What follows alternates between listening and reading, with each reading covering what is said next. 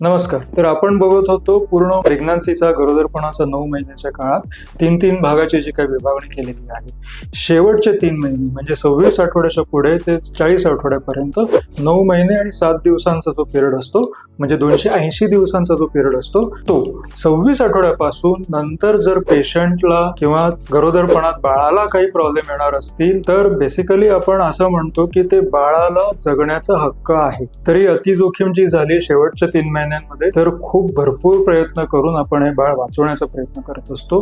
पण त्याच्यासाठी पहिले 6 महिने म्हणजे जे पहिल्या 3 महिन्याचा आणि मधल्या 3 महिन्याचा काळ आहे, याच्यासाठी योग्य ती ट्रीटमेंट आणि कंटिन्यूड ट्रीटमेंट, सुरळीत ट्रीटमेंट, परिपूर्ण ट्रीटमेंट ही घेतली गेली पाहिजे. जेणेकरून जर पहिल्या 3 महिन्यामध्ये आपण जर चांगली योग्य ट्रीटमेंट घेतली तर या शेवटच्या 3 महिन्यांमध्ये आपल्याला कमीत कमी जोखीम, अतिजोखीम बघायला मिळते.